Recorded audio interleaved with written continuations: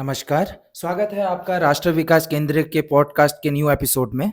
मेरा नाम है नीलाद्री सरकार और मैं हूँ इस चैनल का होस्ट। साथ ही हमारे साथ जुड़े हुए हैं हमारे आईटी यूनिव के मैनेजिंग डायरेक्टर एंड हमारे एनजीओ राष्ट्र विकास केंद्र के चेयरमैन मुस्ताफिजुर रहमान, और हमारे सेकंड गेस्ट है हमारे डिस्ट्रिक्ट प्रेसिडेंट बादल मास्टर। तो जैसे कि हम लोगों का पिछले एपिसोड में आपने देखा था, बहुत सारे इंपॉर्टेंट क्वेश्चंस हमने पूछे थे हमारे राष्ट्रीय विकास केंद्र के बारे में। हम लोग हर एपिसोड में धीरे धीरे करते जानेंगे राष्ट्रीय विकास केंद्र के मतलब मोर डिटेलिंग्स के बारे में। तो हम लोग उसी एपिसोड से वापस कंटिन्यू रखेंगे हम लोगों का सवाल जवाब। और मैं पहले ही बता देता हूँ, जैसे मैंने पिछले एपिसोड में बताया था, हम लोगों का जितना भी पॉडकास्ट होगा तीनों ही लैंग्वेज में हम लोगों का क्वेश्चन आंसर मतलब किया जाएगा, ताकि हमारे जो व्यूअर्स हैं उन लोगों को कोई भी कम्युनिकेशन में या फिर देखने में कोई भी प्रॉब्लम ना हो। तो चलिए आज हम लोग स्वागत शुरू करते हैं हम लोगों का क्वेश्चंस। तो सर, लास्ट टाइम जैसे हम लोगों ने क्वेश्चंस किए थे, सेम ही क्वेश्चंस मैं आपके साथ वापस दोहराऊंगा। तो आज के समय में रूरल एरियाज का सबसे बड़ा चैलेंज क्या है? अगर इस समय के अनुसार अगर बताऊं 21st सेंचुरी में भारत के अंदर बेसिकली बहुत सारा चैलेंजेस है। अभी जो हम लोग जिस एरा में रह रहे हैं वो टोटली एआई टेक्नोलॉजी बेस्ड है और डिजिटल एरा है।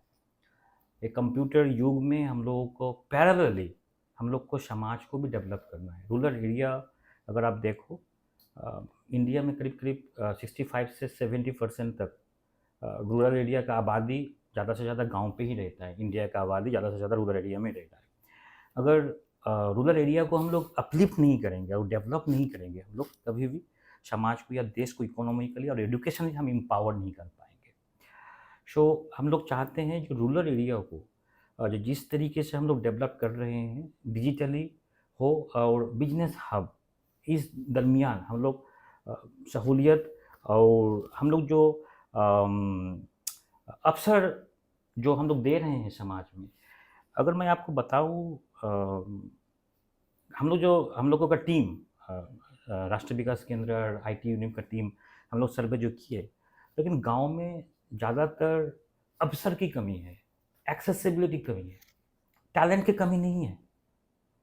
हम लोग गांव के बंदियों को हम लोग क्या नहीं दे रहे हैं, लोगों को सुविधा नहीं दे रहे हैं, प्लेटफॉर्म्स नहीं दे रहे हैं अपना टैलेंट को एक्सप्लोर करने के लिए।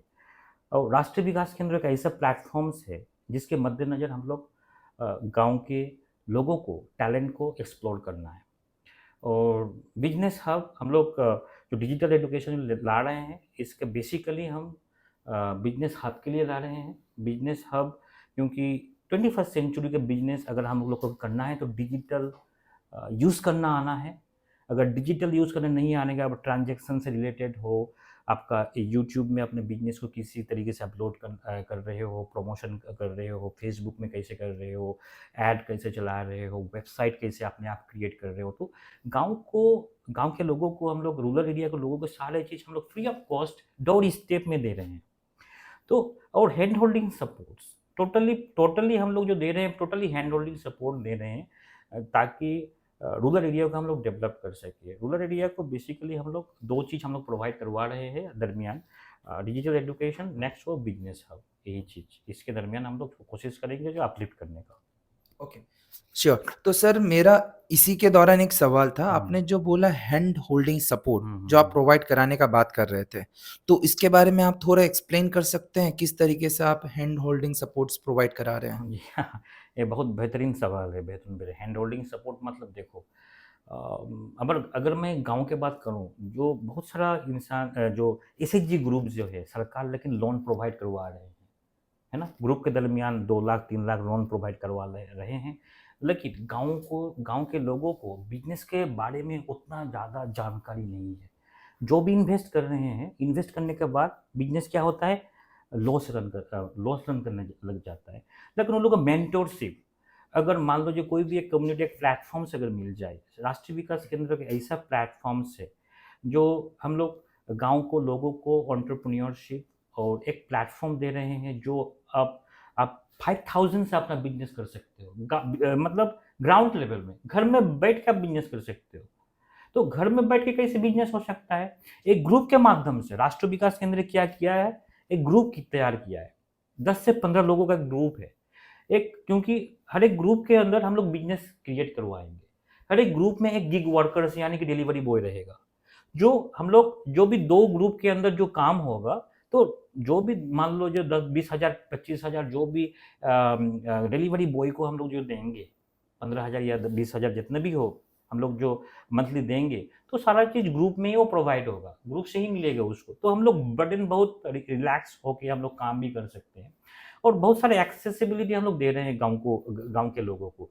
तो ये जो भी हम लोग ग्राउंड रियलिटी अभी जो देख रहे हैं बहुत बेहतरीन है, और इसके मद्देनज़र हम लोग चाहते हैं समाज ज़्यादा से ज़्यादा अपलिफ्ट हो, डिजिटल लिटरेसी हो, और बिजनेस हब में ज़्यादा से ज़्यादा युक्त हो। और मैं सबसे गुजारिश करूँगा वेस्ट बंगाल को लोगों से, जनता से, और बेसिकली भारत की जनताओं से, हम लोगों के साथ कंधा से कंधा मिलाकर हम लोगों को आगे बढ़ना है, और हम लोगों का एक ही मोटिव है, सबके साथ मिलकर काम करना है, और हम लोगों का काम ही हम लोगों का धर्म है। हम लोगों का मोटिव, हम लोगों का मूल मंत्र है, हम लोगों का काम ही हम लोगों का धर्म है। क्योंकि अगर हम लोग काम करेंगे तभी हम लोग प्रोग्रेस कर पाएंगे, तभी हम लोग समाज को डेवलप कर पाएंगे, देश को डेवलप कर पाएंगे। और यही हम लोगों का धर्म, बेसिकली हर एक हिंदुस्तानी का यही धर्म है। Okay, thank you for the answer sir. तो अभी हम लोग बढ़ते हैं नेक्स्ट क्वेश्चन की तरफ। तो ये जो नेक्स्ट क्वेश्चन है हमारा रहेगा बादल मास्टर के लिए। तो डिजिटल एडुकेशन कैसे शहर और गांव के फासले को कम कर सकती है? মানে কিভাবে যে ডিজিটাল এডুকেশন রয়েছে সেই শহর আর গ্রামের দিকে যে দূরিটা রয়েছে সেই কম করতে পারে? ডিজিটাল এডুকেশন একমাত্রই পারে এই শহর এবং গ্রামের যে আমাদের তফাৎ, যে পার্থক্য, সেটাকে ঘোচাতে। এটার যেটা মূল চাবিকাঠি, আমরা গোটা ভারতবর্ষব্যাপী গ্রামেই কিন্তু আমাদের প্রায় 70 জন মানুষ গ্রামেই বসবাস করে। গ্রামের মানুষকে যদি আমরা ডিজিটালি প্রথমত সাধারণ শিক্ষায় শিক্ষিত হতেই হবে প্রত্যেককে। তারপরে পরে আমাদের এই বিংশ শতাব্দীতে বর্তমান বিজ্ঞানের যুগে আমাদের প্রত্যেককেই যদি ডিজিটালি শিক্ষিত আমরা না হতে পারি, তাহলে আমরা কিন্তু গ্রামের মানুষের সঙ্গে এই মানে পার্থক্যটা কিন্তু থেকেই যাবে।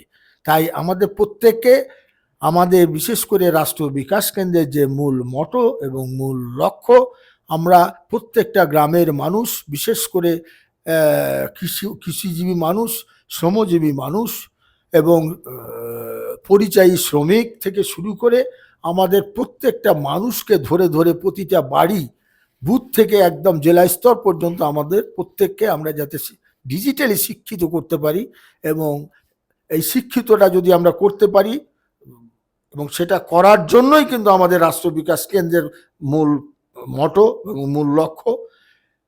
এটা যদি হয় তাহলে কিন্তু আমাদের গ্রাম এবং শহরের পার্থক্যটা অটোমেটিক্যালি কমে যাবে।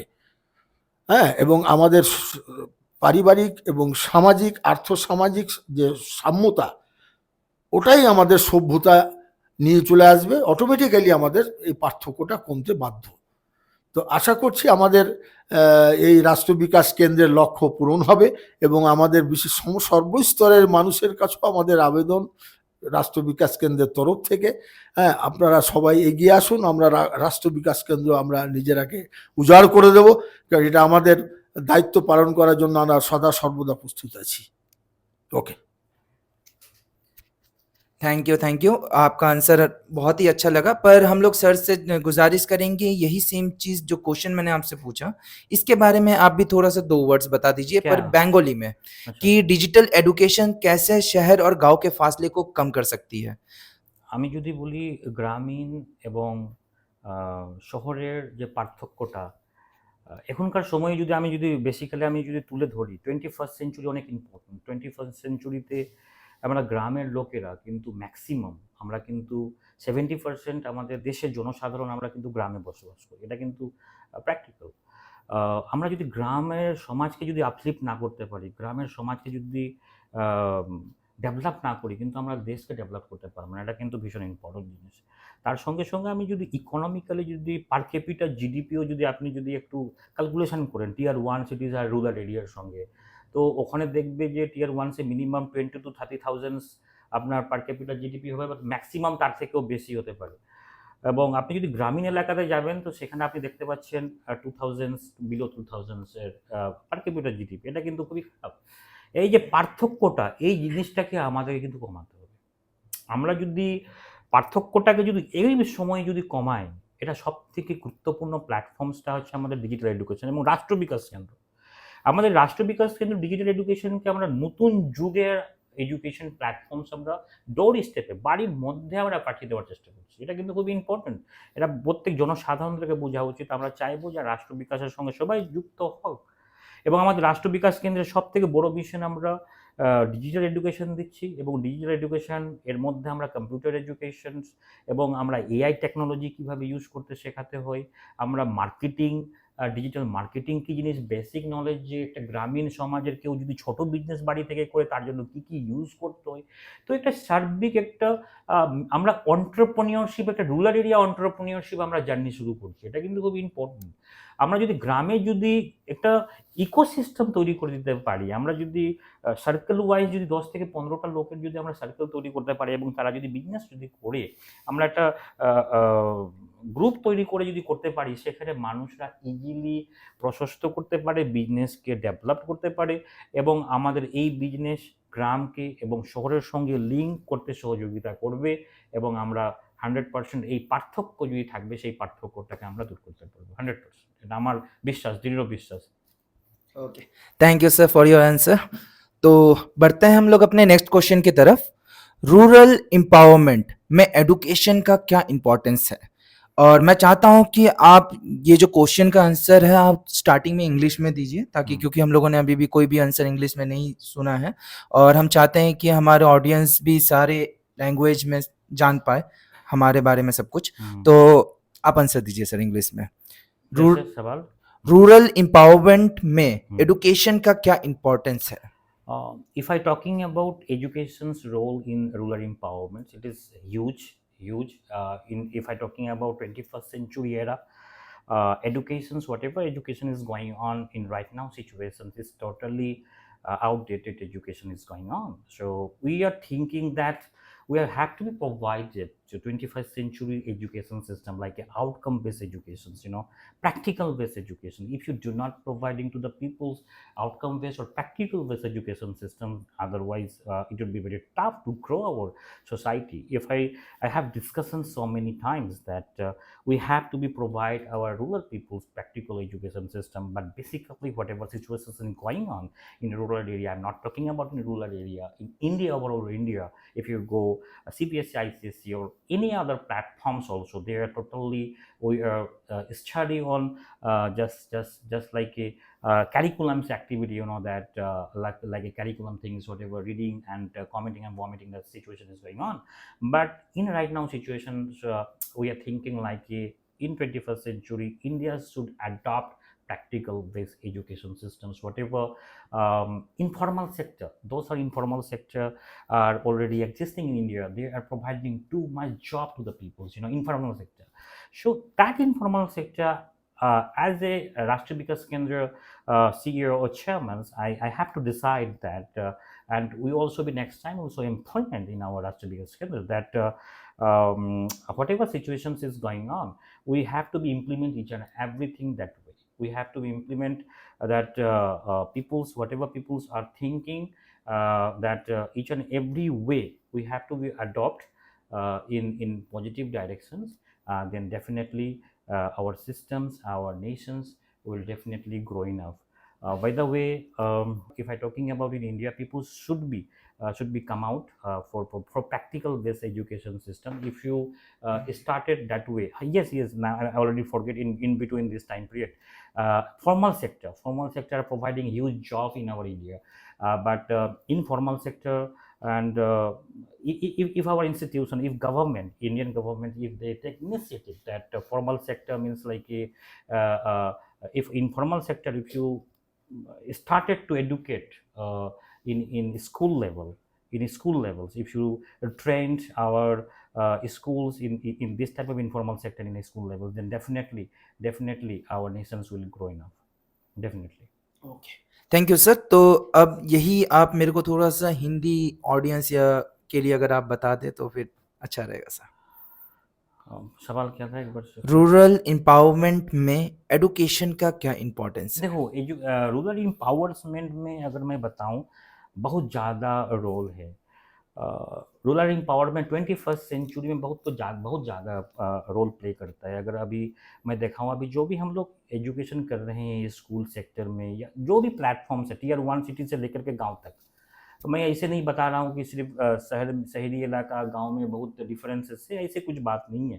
लेकिन अभी भी हम लोग सिर्फ किताबी रट्टा लगा रहे हैं। हम लोग अभी प्रैक्टिकल एजुकेशन सिस्टम में अभी भी हम लोग ढांचा में हम लोग अभी भी पढ़े नहीं हैं, हम लोग एडॉप्ट नहीं करवा रहे हैं। लेकिन राष्ट्रीय विकास केंद्र के नाते हम लोग चाहते हैं, हम लोग एनजीओ के माध्यम से हम लोग थोड़ा थोड़ा पायलट प्रोजेक्ट सभी को दिखाना चाहते हैं, जो जो practical based education system, outcome based education system India का जो इकोनॉमिक पावर को किस तरीके से रफ्तार में ला जाएंगे, ये लेकिन बहुत बेहतरीन चीज़ है। अगर आप देखो इनफॉर्मल सेक्टर इंडिया में सबसे ज़्यादा जॉब कौन सा सेक्टर देते हैं, पता है ना? सबसे ज़्यादा जॉब देता है इनफॉर्मल सेक्टर, सबसे ज़्यादा। अगर मान लो जी इनफॉर्मल सेक्टर को अगर हम लोग इसको बेहतरीन तकनीकी से फॉर्मलाइज करके स्कूल सेक्टर में अगर उसको तकनीकी रूप से अगर डेवलप करें, उसको मतलब रूल्स एंड रेगुलेशन दे के, मतलब रूल्स एंड फॉर्मेलिटी रूल्स कैसे किया जाता है, जैसे मेसन है, मेसन को अगर फॉर्मेलिटी रूल्स एंड रेगुलेशन से प्लम्बरिंग है, उसको स्कूल में अगर हम लोग कुछ तकनीकी रूप से अगर सिखा के हम लोग यदि इम्प्लीमेंट कर पाए, उसको फॉर्मल में ला पाए। लेकिन मैं समझ में आ रहा है ना मैं क्या बता रहा हूँ? लेकिन इनफॉर्मल सेक्टर जो है ज़्यादा से ज़्यादा मतलब एम्प्लॉयबिलिटी दे रहे हैं, ज़्यादा से ज़्यादा रोजगार दे रहे हैं। अगर हम लोग इनफॉर्मल सेक्टर को फॉर्मल सेक्टर में कन्वर्ट करके एजुकेशन सेक्टर में थोड़ा बदलाव लाएं, तब मुझको प्रतीत होते हैं जो समाज डेवलप कर पाएंगे। और राष्ट्रीय विकास केंद्र के माध्यम से हम लोग पायलट प्रोजेक्ट कर रहे हैं इसके ऊपर, और तेजी से हम लोग आगे भी बढ़ रहे हैं। मालदा डिस्ट्रिक्ट में ऑलरेडी हम लोग शुरू कर चुके हैं। Thank you sir. तो अब हम चाहते हैं कि हम थोड़ा बादल मास्टर का पॉइंट ऑफ व्यू देखें इस सेम क्वेश्चन के ऊपर। तो बादल मास्टर, मैं चाहता हूँ कि मैं क्वेश्चन एक बार फिर से रिपीट कर रहा हूँ ताकि आपको कुछ प्रॉब्लम ना हो समझने में, कि যে গ্রামের দিকে যে এলাকাটা রয়েছে সেখানে যে এডুকেশনের ইম্পর্টেন্সটা কি? আমাদের গ্রামের যে মানে গ্রামীণ যে শিক্ষা ব্যবস্থা এখন 2025 পুনরায় রিপিট করছি। আমাদের বিংশ শতাব্দীতে আমরা বাস করেও আজকে গোটা বিশ্বের সঙ্গে আমাদের ভারতবর্ষ কিন্তু আমরা এখনো অনেক পিছিয়ে আছি, 20 থেকে 25 বছর। আনফর্চুনেটলি এটাকে যদি ওভারকাম করতে হয় একটা জ্বলন্ত সমস্যাকে, যদিও আমাদের বিগত প্রায় 86 সালের দিকেই 90-এর দশকে আমাদের প্রাক্তন প্রধানমন্ত্রী কম্পিউটার শিক্ষার ব্যাপারে আমাদের বলা হয়েছিল, কিন্তু আমাদের তৎকালীন মুখ্যমন্ত্রী যেভাবেই হোক না কেন উনি এটা অ্যাকসেপ্ট করেননি, যার কারণে বিশেষ করে আমরা বাঙালিরা, বিশেষ করে আমাদের গ্রামের মানুষ আমরা বেশি করে ভোগান্তি ভুগছি। কারণ আমাদের গ্রামের মানুষ 70% মানুষ গ্রামে বসবাস করি, শহরের ছেলেরা সজাগ সচেতন মানুষ, তারা বিভিন্নভাবে শিক্ষিত হয়তো হয়েই যায়, হ্যাঁ, বিভিন্ন জায়গায় গিয়ে ওরা ম্যানেজ করে নেয়, কিন্তু গ্রামের লোকদের যে ম্যানেজিং পাওয়ার সেটা কিন্তু নেই। কারণ বিভিন্ন রকম কমিউনিকেশনের দিক থেকে, যোগাযোগ ব্যবস্থা থেকে শুরু করে, শহর হলো গ্রাম থেকে প্রায় 50-100 কিলোমিটার দূরে, কিংবা মিনিমাম 30 থেকে 50 কিলোমিটার দূরে। গ্রামের ছেলেদের এটা কমিউনিকেশন একটা বিরাট একটা বার্ডেন ছিল, যার জন্য আমাদের এই কম্পিউটার শিক্ষাটা তৎকালীন সময়ে হয়ে ওঠেনি। যার জন্য আমরা শিক্ষার ব্যাপারে সাধারণ শিক্ষা থেকে শুরু করে বিশেষ করে আমাদের এই যে ডিজিটাল শিক্ষা, এখন বিশ্বের সঙ্গে সামঞ্জস্য বজায় রেখে যদি আমরাকে চলতে হয় তাহলে গ্রামকে আমাদের আগাতেই হবে। এখন যদিও আমাদের সেন্ট্রাল গভর্নমেন্ট এবং স্টেট গভর্নমেন্টগুলো সর্বদা প্রচেষ্টা চালাচ্ছেন, কিন্তু আমাদের পাবলিকদের মধ্যে, সাধারণ মানুষের মধ্যে যদি এই নেসেসিটিটা না জাগে, এই শিক্ষার যে অনুভূতি আমাদের প্রত্যেকেই মধ্যে, যে শিক্ষা কতটা জরুরি, কতটা প্রয়োজন, এই অনুভূতিটা জাগানো বিশেষ করে আমরা রাষ্ট্র বিকাশ কেন্দ্র এই ইনসেনটিভ পার্টটা নিয়েছে। হ্যাঁ, প্রত্যেকটা মানুষের কাছে সাধারণ শিক্ষার পরে পরে ডিজিটাল শিক্ষাটা অত্যাবশ্যক, অত্যন্ত জরুরি।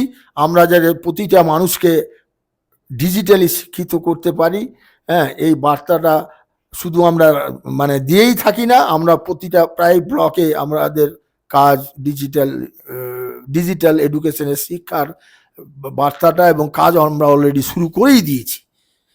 তো আমাদের আমাদের গ্রামের মানুষ যতক্ষণ না এগুবো ডিজিটালি শিক্ষায়, ততক্ষণ কিন্তু আমরা আসল জায়গায় পৌঁছাতে পারবো না। গ্রামের মানুষ যখনই আমরা ডিজিটালি শিক্ষায় শিক্ষিত হব, তখনই কিন্তু আমরা এই যে আমরা ছোটোখাটো যারা বিজনেস করি 5,000 থেকে 10,000 টাকা নিয়ে, যদিও এখন স্টেট গভর্নমেন্ট আমাদের সেলফ হেল্প গ্রুপগুলোকে বিভিন্নভাবে লোন দিয়ে, যেটা আমাদের চেয়ারম্যান সাহেব একটু আগে ওনার মতামতে ব্যক্ত করলেন, লোন দিয়ে সাহায্য করছে গ্রামের মানুষকে এগিয়ে দেওয়ার জন্য। তো যেহেতু আমাদের ডিজিটাল শিক্ষাটা নেই, কম্পিউটার শিক্ষা আমাদের নেই, আমরা গ্রামের এখন প্রায় 80% মানুষের কাছে কিন্তু ডিজিটাল স্মার্টফোন কিন্তু আমাদের অ্যাভেলেবেল, প্রত্যেকের কাছে আছে। তা সত্ত্বেও এই ডিজিটালি শিক্ষায় যদি আমরা শিক্ষিত না হই, তাহলে কিন্তু এটাকে ইমপ্লিমেন্ট করতে পারবো না। আমরা ছোট ছোট যে ব্যবসা, সেই ব্যবসাগুলো আমাদের রাষ্ট্র বিকাশ কেন্দ্রের যে মূল মটো, আমরা ছোট ছোট ব্যবসায়ীগুলোকে আমরা ডিজিটালি শিক্ষিত করে প্রত্যেককে বিজনেস একটা হাব গড়ে প্রত্যেককে ডিজিটালি, যাতে প্রত্যেকের ব্যবসাটাকে আরো কম সময়ের মধ্যে গ্রো করা যায় এবং প্রত্যেকে স্বনির্ভর হয়, এই মানে প্রয়াস আমাদের রাষ্ট্র বিকাশ কেন্দ্র চালাচ্ছে এবং আমরা জোরালোভাবে আরো আগামী দিনে আরো জোরালোভাবে চালাবো। তো এইখান থেকে আমাদের রাষ্ট্র বিকাশ কেন্দ্রের এই দ্বিতীয় এপিসোড থেকে আমারও একটা বার্তা, বিশেষ করে আমাদের এলিট শ্রেণীর মানুষ প্রত্যেকেই আপনারাও একটু এগিয়ে আসুন। আমরা রাষ্ট্র বিকাশ কেন্দ্রের তরফ থেকে যে বার্তাটা দিচ্ছি, শুধু বার্তা দিই না, আমরা গ্রামে গঞ্জে অলরেডি প্র্যাকটিক্যালি কাজ শুরু করে দিয়েছি। আপনারা এই অ্যাওয়ারনেসটাই, আপনারা যদি একটু মানে পরামর্শ এবং এগিয়ে আসেন এবং মানুষকে অ্যাওয়ারনেসটা দেন, হ্যাঁ, তাহলে আমরা খুব তাড়াতাড়ি এটাকে লক্ষ্যে পৌঁছাতে পারবো।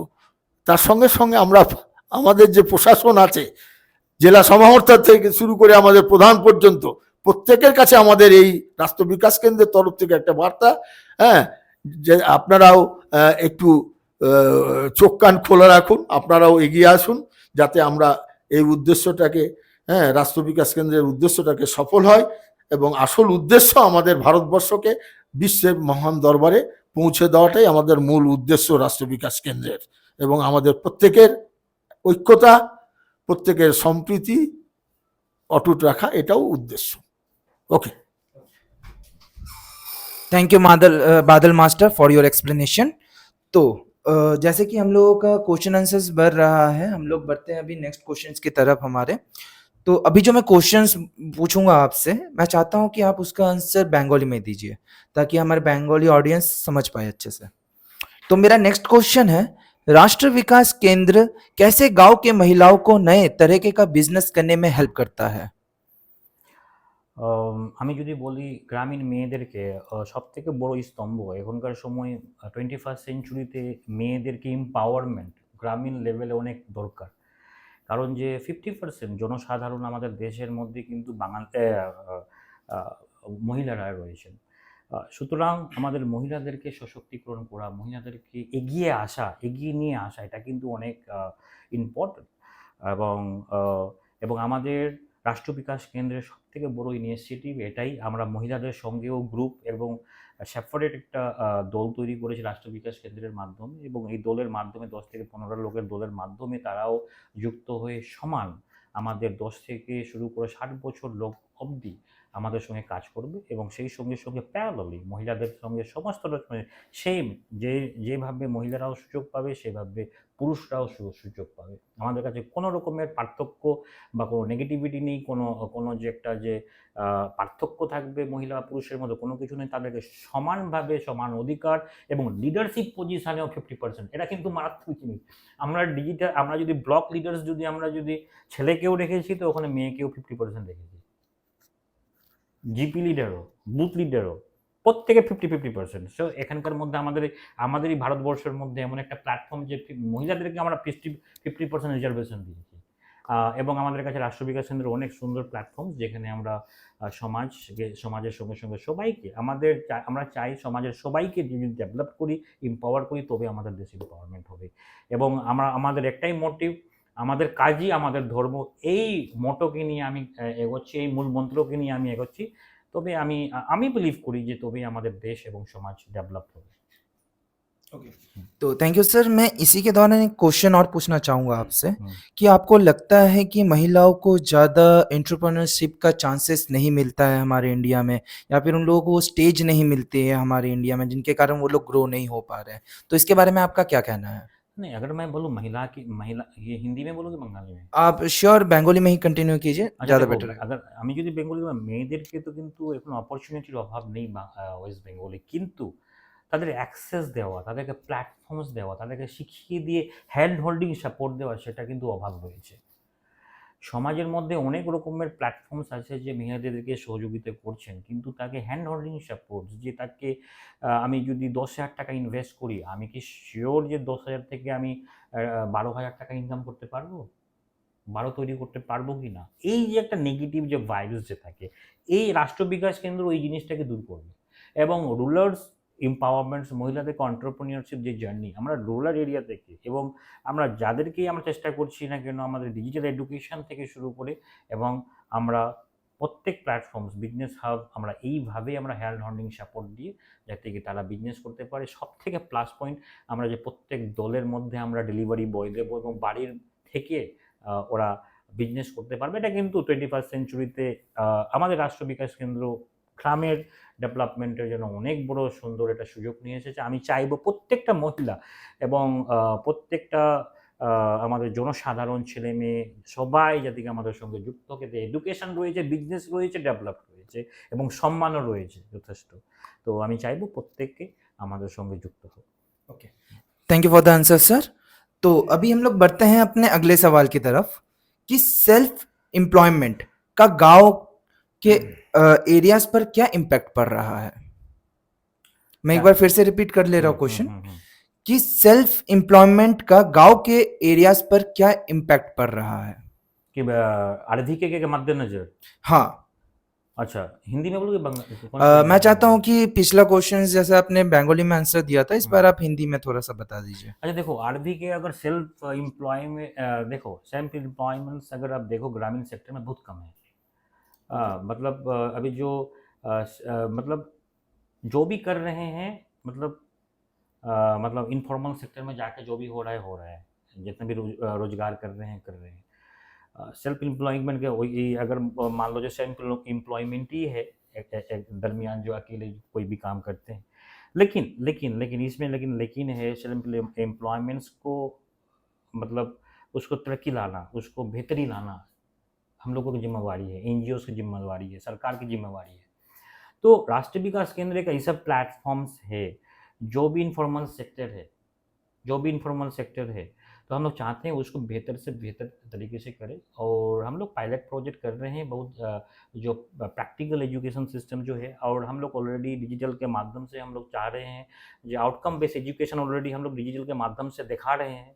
और सरकार को हम लोग मतलब सरकार से गुजारिश करूँगा, सरकार से भी हम लोग चाहेंगे, हम लोग सरकार के साथ भी हम लोग डेलीगेशन के साथ हम लोग बातचीत भी कर रहे हैं लोकल लेवल में। और हम चाहेंगे कि स्टेट लेवल, सेंट्रल लेवल में भी हम लोग डेलीगेशन जाके हम लोग बातचीत करेंगे, लेकिन क्योंकि प्रैक्टिकल एजुकेशन बहुत ज़रूरी है। प्रैक्टिकल एजुकेशन अगर हम लोग दे पाएँ तो हर एक इंसान लेकिन सेल्फ एम्प्लॉयमेंट बहुत बेहतर तरीके से कर पाएंगे, आत्मनिर्भर बन पाएंगे, है ना। कोई भी इशू नहीं होगा, लेकिन आउटकम बेस्ड एजुकेशन हम लोग दे पाएँ, कोई भी इंसान सरकारी नौकरी के लिए मतलब भरोसे में नहीं रहेगा, मैं 100% बता रहा हूँ। लेकिन प्रैक्टिकल एजुकेशन देना है, प्रैक्टिकल इन द सेंस मतलब आउटकम बेस्ड एजुकेशन देना है, तभी नहीं तो इंसान मतलब सरकार को चलने नहीं देगा। बेरोजगार जब बढ़ेगा सरकार को चलने नहीं देगा। लेकिन सरकार के भी ये जिम्मेवारी होते हैं कि समाज में एक बेहतर प्लेटफॉर्म्स दे ताकि हर एक बंदा उधर से एजुकेशन ले पाए, और practical based education, informal sector जो ज़्यादा से ज़्यादा जो रोजगार पैदा करता है, ताकि उसके मद्देनजर अगर हम लोग उसको फॉर्मल में परिवर्तन करें, एजुकेशन में उसको ढांचे में अगर परिवर्तन करें, तो 100% समाज टोटली डेवलप कर पाएंगे। मेरा वैसा मानना है, और हम लोग कोशिश भी कर रहे हैं इसके माध्यम से। Okay, thank you sir. तो जैसे कि हम लोग पहले से सुनते आ रहे हैं कि डिजिटल एजुकेशन बहुत ही ज़्यादा इम्पोर्टेंट है हमारे डेली लाइफ्स के लिए। तो बेसिकली जैसे हम सबको पता है कि अभी जो युग है पूरा ही मतलब एरा है वो टेक्नोलॉजी के ऊपर ही एरा चल रहा है हम लोगों का। सारा काम हम लोगों का टेक्नोलॉजी की मदद से ही होता है। तो अगला क्वेश्चन जो मेरा ये है कि टेक्नोलॉजी की मदद से रिमोट एरियाज़ में हेल्थ केयर फैसिलिटीज़ कैसे सुधारी जा सकती है? यस, रिमोट एरिया में अगर आरवी के माध्यम से हम लोग देखें बहुत बेहतरीन तरीके से, देखो हेल्थ केयर है क्या, हेल्थ केयर सबसे कौन सा हिंदी में सही है, हिंदी में बता रहा हूँ, हेल्थ केयर है क्या। हेल्थ केयर मतलब जो भी सुविधाएं है, हम लोग अगर तकनीकी रूप से डिजिटली अगर अवेयर नहीं होंगे, सरकार स्टेट गवर्नमेंट हो सेंट्रल गवर्नमेंट हो, स्वास्थ्य साथी कार्ड है इस वेस्ट बंगाल के अंदर, केंद्र सरकार आयुष्मान कार्ड के माध्यम से स्वास्थ्य सेवाएं हो रहे हैं, लेकिन मतलब 80% के इंसान ताकि गांव के लेवल में उसको पता ही नहीं है। ये रियल फैक्ट है। 80% इंसान को गांव के लेवल में, मैं ओवरऑल बता नहीं रहा हूँ, गांव के सेक्टर में उसको पता ही नहीं है। अगर डिजिटली लिटरेट मतलब डिजिटली एजुकेटेड रहेंगे तो 100%, 110% बता रहा हूँ, तो उसी दरमियान जो भी चंक अमाउंट, जो कोई भी ऑपरेशन हो, कोई भी चीज़ हो, दिक्कत हो, जो हो रहे हैं, तो डिजिटली अवेयर रहेगा तो लोग इम्प्लीमेंट कर पाएंगे, कोई भी इशू नहीं होगा। और डिजिटल अवेयर रहेंगे तो कोई भी चीज़ रिमोट वर्क के लिए, कोई भी एम्बुलेंस हो, सारा चीज़ हो इकट्ठा भी कर पाएंगे, काम भी कर पाएंगे, और इसके अलावा वो लोग सरकार को भी प्रेशराइज भी कर पाएंगे अगर लिटरेट हो। तो एक मुहिम भी हम लोग चलवा पाएंगे। अगर कोई भी रूरल एरिया में, कोई भी एक बूथ एरिया में, रिमोट एरिया में अगर कोई भी असुविधा होते हैं, तो डिजिटल के माध्यम से एक आह्वान, हम लोग एक आंदोलन भी क्रिएट कर सकते हैं समाज में कोई भी चीज़ लागू करने के लिए, है ना। ये तो कोई भी मतलब ये राइट है, इंडियन का राइट है। कहीं पे भी कोई भी गांव में अगर कोई भी चीज़ की एक्सेसिबिलिटी नहीं है, तो हम लोग सरकार से गुजारिश करेंगे, उसके बाद मतलब कोई भी जरिए से हम लोग चाहेंगे कि उस जो गैप जो है उसको पूरा किया जाए। हमको यही मानना है। ओके सर, तो मैं चाहता हूँ कि ये 2 वर्ड्स आप थोड़ा बंगाली में भी हम लोगों को थोड़ा बता दीजिए। प्रश्न क्या था? प्रश्न ये था सर कि टेक्नोलॉजी की मदद से रिमोट एरियाज़ में हेल्थ केयर फैसिलिटीज़ कैसे सुधारी जा सकती है? আমি যদি বলি টেকনোলজিক্যালি আমরা হেলথ কেয়ার সেক্টরকে অনেকভাবে আমরা পরিবর্তন করতে পারি, এটা কিন্তু সব থেকে বেশি ইম্পর্টেন্ট জিনিস। আমাদের যেভাবে ওয়েস্ট বেঙ্গল সরকার স্বাস্থ্য সাথী কার্ড এবং আমাদের কেন্দ্র সরকার যেমন আয়ুষ্মান কার্ড, এর মাধ্যমে আমরা কিন্তু স্বাস্থ্য পরিষেবা কিন্তু জনসাধারণদেরকে দেওয়া হচ্ছে, কিন্তু ভাগ্যক্রমে দুর্ভাগ্য আমাদের এটাই, গ্রামীণ লেভেলের আমাদের প্রায় 80% লোক কিন্তু এই পরিষেবা কিন্তু পাওয়া হচ্ছে না। এর বিশেষ করে কারণটা হচ্ছে ল্যাক অফ নলেজ। এরা ভাবছে যে আমি আজকে এখানে আছি, আমার কাছে কার্ড আছে, কিন্তু একে কিভাবে ইউজ করতে হয়, কোথায় যেতে হয়, তাদেরকে যাওয়ার জন্য স্টেপ বাই স্টেপ যাওয়ার জন্য পায়ের জুতো ক্ষয় হয়ে যায়। কিন্তু আমরা কাউকে ধরার দরকার নেই, কিন্তু রাষ্ট্র বিকাশ কেন্দ্রে আপনারা আসুন। আমি এই পডকাস্টের মাধ্যমে আমাদের প্রত্যেক জনসাধারণদেরকে, প্রত্যেক ভাই বোনদেরকে আমি বলতে চাই, এটা অনেক ভালো প্ল্যাটফর্ম যেখানে আপনারা লার্নিং করতে পারবেন, আপনারা ইউজ করতে পারবেন। সরকারি যে প্ল্যাটফর্মস আছে, সরকারের প্ল্যাটফর্মসকে আপনারা ইউজ করতে জানবেন এবং আপনার কোনো অসুবিধা হবে না। সরকার আছে হেল্প করার জন্য, স্বাস্থ্য থেকে শুরু করে, হেলথ থেকে শুরু করে। এবং যদি কোনো রকম অসুবিধা থাকে তো আমরা আছি, আমাদের অর্গানাইজেশনস আছে যে আমরা কোনোভাবে একটা রুরাল এরিয়াতে যদি কোনো অ্যাক্সেসিবিলিটি যদি না থাকে, ওই জায়গাতে আমরা সরকারের কাছে আবেদনপত্র জমা দেব। আবেদনপত্রের মাধ্যমে যদি কোথাও কিছু যদি অসুবিধা থাকে, আমরা সেই হেলথ সেক্টরকে ডেভেলপ করার চেষ্টা করব। যদি না হয় তো আমরা ডিজিটাল মুভমেন্ট শুরু করব। ডিজিটাল মুভমেন্টের মাধ্যমে 100% আমি আশা করছি প্রত্যেকটা জিপি স্তরে যদি হেলথ কেয়ারে যদি কোনো ফ্যাসিলিটি না থাকে, সেটা আমরা 100% আমি চাই যে পূর্তি হবে। এটা আমি আশা করি, এমন মনে করি। Thank you sir. हम्म। तो हमारा जो अगला क्वेश्चन होगा वो होगा बादल मास्टर के लिए। तो बादल मास्टर, मैं বেঙ্গলি में ही आपको ये क्वेश्चन बता दे रहा हूँ, ठीक है? যে ইউথ এম্পাওয়ারমেন্ট রয়েছে, মানে যে আমাদের যুবজন যেটা রয়েছে আমাদের সমাজের, সেই রুরাল এরিয়াসকে মানে গ্রামের এরিয়াকে কিভাবে ডেভেলপ করতে পারে ডিজিটাল এডুকেশন হেল্পে? আমাদের যে যুব সমাজ, যুবকরাই কিন্তু মানে রেভলিউশন বিগত দিনে রেনেসাঁ এনেছে। প্রতিটা বিপ্লবে যুবকদেরই একটা বিরাট ভূমিকা হাজার বছর আগে থেকে এটা আছে। আজকেও এই 2025 বিংশ শতাব্দীতেও আজকে যুবকদের উপরেই আমাদের আসল যে ডেভেলপমেন্ট সেটা কিন্তু ডিপেন্ড করছে। তো আমাদের বিশেষ করে বাঙালি যুবক যারা, আমাদের গ্রামের যুবক যারা 70% মানুষ যারা গ্রামে বসবাস করে, তারা যদি স্কিলের দিক দিয়ে তারা যদি মানে ফুললি হয়, শিক্ষিত হয় ডিজিটালি, তারা যদি শিক্ষাটাকে কাজে, ডিজিটাল শিক্ষাটাকে কাজে লাগিয়ে নিজেকে প্র্যাকটিক্যাল শিক্ষাটা সঠিকভাবে যদি নিতে পারে, তাহলে ছোট থেকে বড় পর্যন্ত যে কোনো ব্যবসায় তারা অনেক এগিয়ে যাবে, অনেক এগিয়ে যাবে। হয়তো তাদের কাছে পয়সা নেই, কিন্তু ডিজিটালি ও শিক্ষিত। আজকাল পয়সাটা সবসময় ভ্যারি করে না। পয়সা দেওয়ার জন্য, এই বিশ্বায়নের যুগে পয়সা দেওয়ার জন্য অনেক ব্যাংক রেডি আছে। চাই একমাত্র হাতিয়ার, সেটা হচ্ছে স্কিল। সেই স্কিলটা একমাত্র আমাদের রাষ্ট্র বিকাশ কেন্দ্র উদ্যোগে যে গ্রামীণ শিক্ষাকে, গ্রামীণ যে ডিজিটালি শিক্ষাকে সম্প্রসারণের জন্য যে ইনসেন্টিভ পার্টটা নিয়েছে, সেটাকে আমরা আমাদের গ্রামের যুবকরা যদি এই সুবর্ণ সুযোগটাকে সঠিকভাবে এই সময় কাজে লাগাতে পারে, তাহলে আমরা প্রতিটা গ্রামকে আমরা বিকশিত করতে পারবো। এবং শহরের সঙ্গে টেক্কা দিয়ে, শহরের সঙ্গে আমরা যুদ্ধ করে আমরা কোনো মতেই শহরের ছেলেরাকে জিততে দেব না। আমরা গ্রামের ছেলেরা, আমরা যেহেতু কাদা মাটিতে মানুষ হয়েছি, আমরা জলে মানে সঙ্গে লড়াই করে মানুষ হয়েছি, সুতরাং আমরা যদি ডিজিটালি শিক্ষিত হয়ে যাই, তাহলে আমাদের গ্রামের ছেলেদেরকে কিন্তু কেউ হারাতে কোনো কাজই পারবে না। তারা ব্যবসা তো অনেক এগিয়ে যাবে। তো আমাদের বিশেষ করে রাষ্ট্র বিকাশ কেন্দ্রের মূল লক্ষ্য, যেহেতু 70% লোক আমাদের বিশেষ করে গ্রামে বসবাস করে, আমাদের গ্রামের যদি 70% যুবক যদি নিজেরাকে তৈরি করে নাই, ডিজিটালি শিক্ষিত করে নাই, এবং তার সঙ্গে সঙ্গে মানসিকতাটাও রাখতে হবে যে আমরা ঐক্যতার সঙ্গে, একতার সঙ্গে আমরা ডিজিটালি শিক্ষাটাকে কাজে লাগিয়ে আমরা প্রত্যেকে ছোট থেকে বড় পর্যন্ত সব ব্যবসা আমরা একটা হাব তৈরি করে আমরা শহরের সঙ্গে লিঙ্ক আপ রেখে, বজায় রেখে আমরা আস্তে আস্তে ধাপে ধাপে অনেক উপরে উঠব। এই আস্থা, এই বিশ্বাস, এই মানসিকতা যদি আমাদের গ্রামের ছেলেদের তৈরি হয়, তাহলে আগামী দিনে আমাদের অনেক ডেভেলপড হবে বলে আমার বিশ্বাস, এবং রাষ্ট্র বিকাশ কেন্দ্রের তরফ থেকে আমিও এটা তাই চাইছি। ओके, थैंक यू बादल मास्टर। तो सर, मैं चाहता हूं कि इसके बारे में आप भी थोड़ा एक्सप्लेन करें हम लोगों को कि यूथ एम्पावरमेंट रूरल डेवलपमेंट को कैसे बदल सकता है।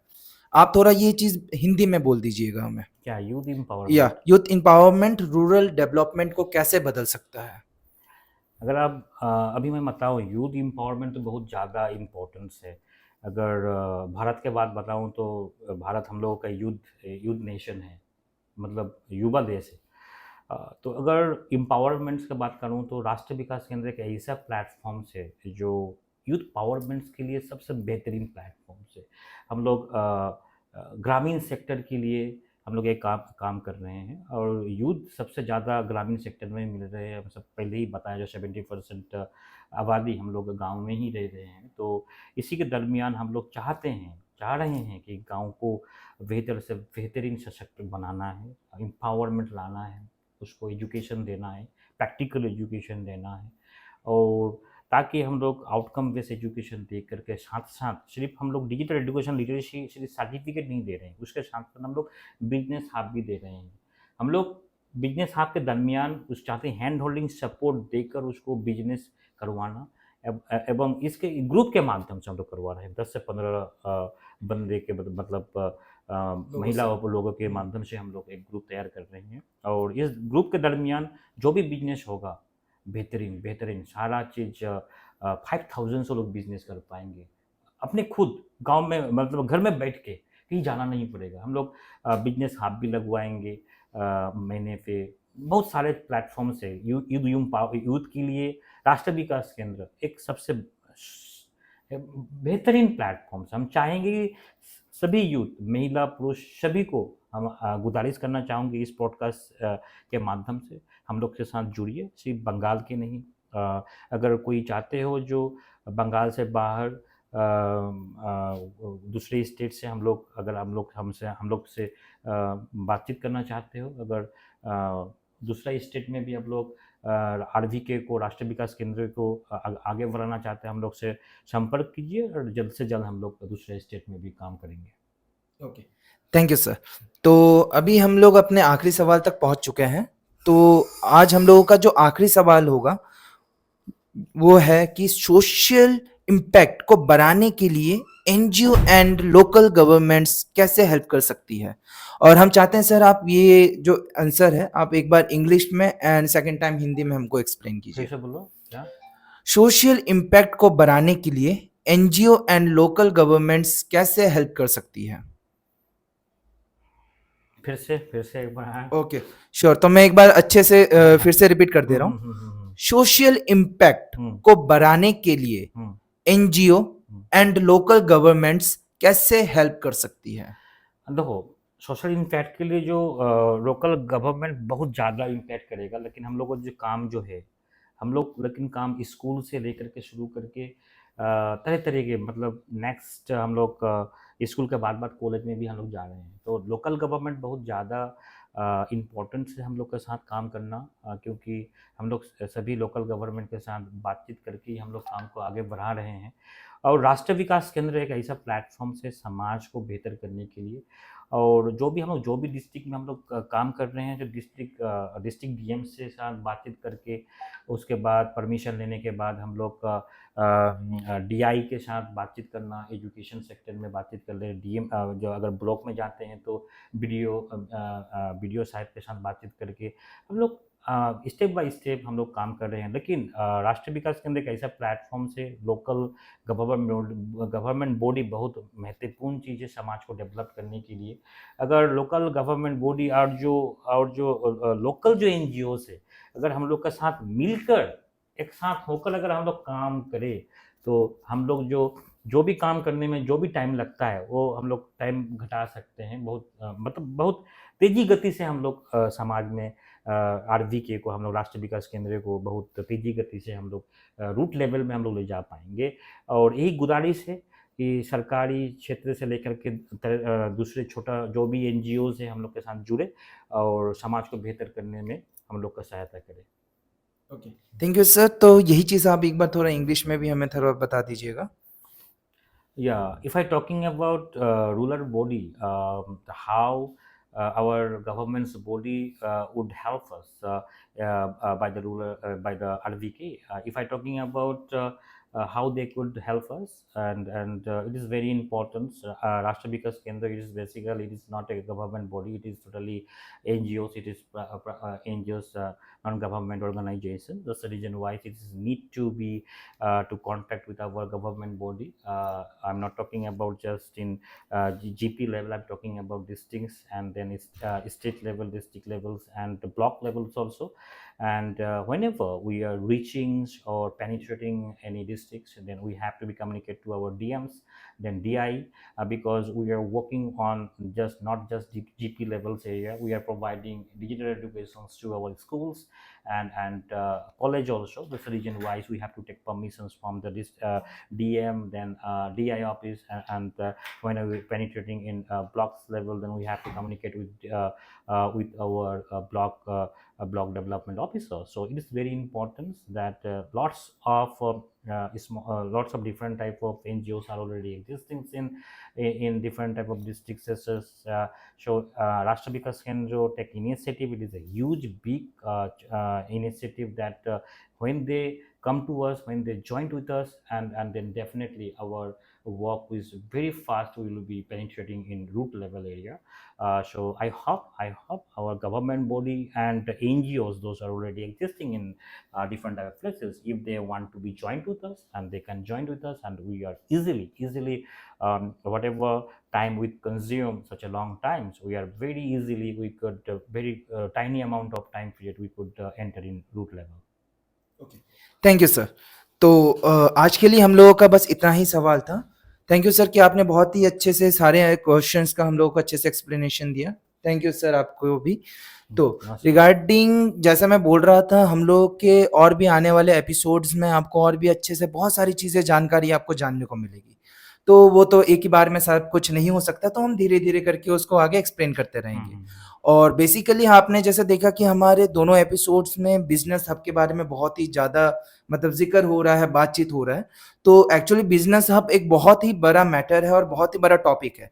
तो जो कि एक वीडियो के अंदर मतलब बाकी सारे सवालों के साथ कंटिन्यूएशन नहीं किया जा सकता। तो जो बिज़नेस हब का टॉपिक होगा उसके लिए हम एक सेपरेटली एक वीडियो बनाएँगे, जहाँ पे आपको सारा डिटेलिंग बिज़नेस हब से रिलेटेड आपको फुल डिटेल उसमें मिल जाएगा। तो फिलहाल तो आज के लिए फिर इतना ही। मिलते हैं नेक्स्ट एपिसोड में आपसे, और लाइक, शेयर एंड कमेंट ज़रूर कीजिएगा। Thank you so much. नमस्कार।